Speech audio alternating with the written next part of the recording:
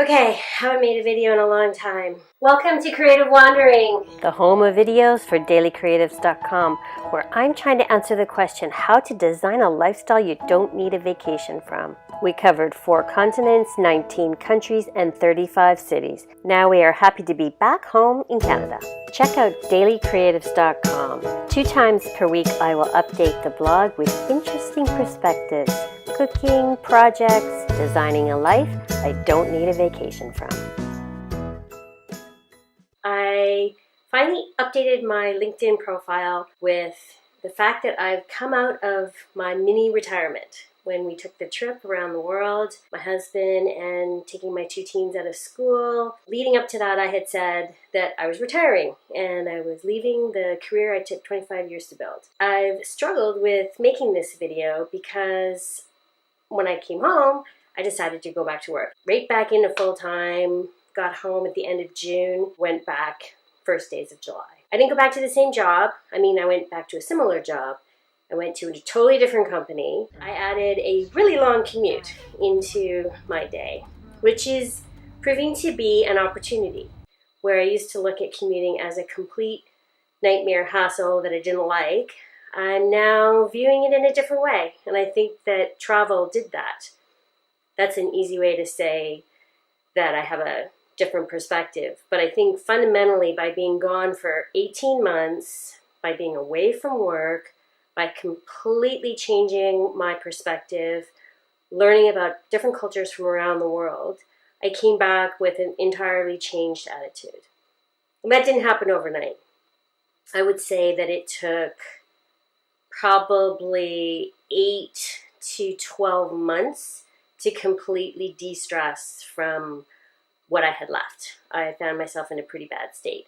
I thought that I had got out before I was bitter and resentful, but I don't think that's true now looking back. And it's funny because I tell people at my new job the kind of person that I was and the ways that I would experience situations in my past.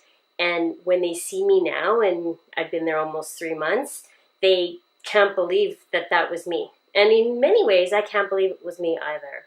I'm much more calm, relaxed. I'm a happier person. There's just no doubt about it. I'm still the same person. I can still get riled up about things, and it's not like I never get angry. I have very strong emotions on a lot of things still. I take a minute to reflect before I give my opinion on things. I find that that works best. I don't need to be in every conversation. I don't need to have my opinion expressed at every turn. I can sit back and let other people give their perspective, and often I learn something that way. That's just not the kind of person I used to be. And I'm learning a lot about humanity, people, the way people behave by being on the bus every day. So I take a express bus out of my community that takes almost an hour to get to the train line where I head downtown, and then I take another short bus to get to the area called Kitsilano where I work. Just talking about it seems insane. I would have never done that before. I look at it as a bit of an exciting adventure each day. You never know who you're going to see. Maybe you'll strike up a conversation with someone. That's happened on more than one occasion, and it's been quite interesting process to be part of that. You're part of humanity. You're not in your little bubble of a car every day. The other big thing about taking public transit is, well, not only is it far less expensive, even though it takes a very long time, I am not subject to the stress of traffic. And I had no idea how badly I was responding to that. I'd just been doing it for so many years. I guess I just thought that it wasn't really affecting me, but it really, really was. Every time I'm tempted to think, oh, it's raining today, I don't want to have to take the bus, I'd rather just drive, I just remember what that used to feel like. And now, even though my days are very long, almost 3 hours of commuting or more, I come home and I'm not stressed. I'm not tired. I don't find myself yawning. I'm just energized for the evening to interact with my husband and kids and to have dinner with them and really hear what went on in their day, and then maybe do a few things for myself in the evening. I just never know what's going to happen. I've also started to take up yoga as an exercise practice. Many would say, and I have been one of those in the past, yoga is not really exercise. It's not really, you're not sweating, you're not really working out.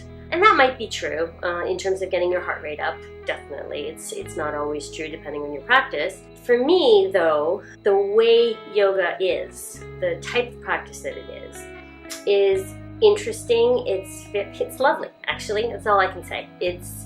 I really like it.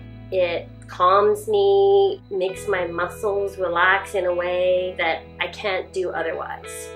The exercise that I was doing before was running and then lifting weights, and I would be stretching as part of that, but I would never feel really relaxed at the end of all that. I think it was helping to contain a lot of the stress rather than helping me process it. Yoga is definitely helping me do that. I don't know if I'm going to get to my overall weight reduction goals that I had set so long ago when I first started running, and maybe I'll go back to something more like that as time goes on, but for now, yoga is definitely where it's at. And interestingly enough, the company I'm working for holds dear yoga at the core. That does not necessarily mean that we practice yoga every day at the office, far from it. While there is a yoga studio there, it means more that yoga as a way of life, as a philosophy, as a way of thinking, has a certain cadence to it. There's what they call limbs, 8 limbs of yoga. If you look into that and you look into what that really means, it pervades the entire culture of the company that I'm working at. That means that people talk in a certain way. I mean, true, they have words for industry terms that aren't standard, but that aside, they just have a way of speaking to each other and respecting each other that is nothing I've ever seen in the corporate world before, and I just really like it. Anyways, I'm only there for a year. I've decided to take a contract there to cover a maternity leave, and I'm just immersing myself into the culture and trying to give as much as I can.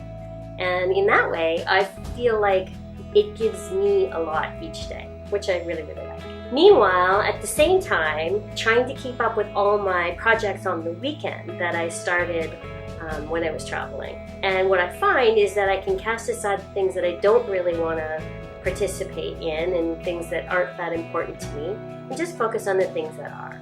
So you'll still see that I update the blog 2 times per week. I do all that writing on the bus, which is great because in the morning I am fresh and I can really write well. And then on the weekends, I'm going to try and do a video. That's all for this week.